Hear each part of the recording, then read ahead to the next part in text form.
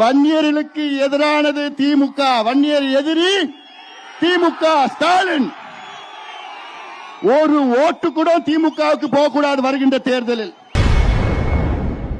இடஒதுக்கீடு கேட்டு இன்று பாமக சார்பில் நடைபெற்ற ஆர்ப்பாட்டத்தில் பேசிய அக்கட்சியின் செயல் தலைவர் அன்புமணி ராமதாஸ், திமுகவிற்கு பாட்டாளி மக்கள் ஒரு வாக்குகள் கூட செலுத்தக்கூடாது என கேட்டுக் கொண்டுள்ளார். இதே சட்டத்தின் கீழ் தான் பீகாரில் நிதிஷ்குமார் முதலமைச்சர் கணக்கெடுப்பு நடத்தி முடிச்சிட்டார்.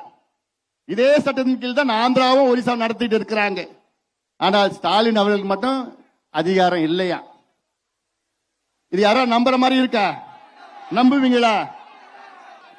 இந்த செய்தியை எல்லா கிராமத்துக்கும் எடுத்துட்டு போங்க. எல்லா கிராமத்துக்கும் எடுத்துட்டு போங்க. வேணுமே இந்த சமுதாயத்திற்கு இடஒதுக்கீடு வழங்கக்கூடாது என்று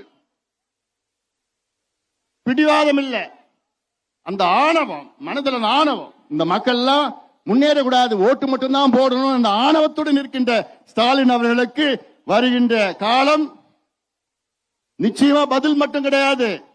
உறுதியாக நாம் எல்லோரும் ஒன்று சேர்ந்து வன்னியர்களுக்கு எதிரானது திமுக. வன்னியர் எதிரி திமுக.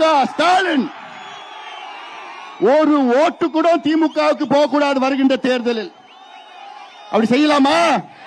செஞ்சே ஆகணும். ஒரு ஓட்டு கூட போகக்கூடாது.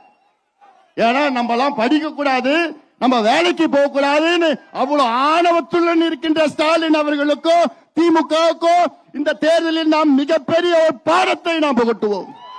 அதுக்கு தயாராகுங்கள் என் தம்பிகளும் என் தங்கைகளும். ஏனால் இது முக்கியமானது, முக்கியமானது. இதற்கு முந்தைய அதிமுக ஆட்சியில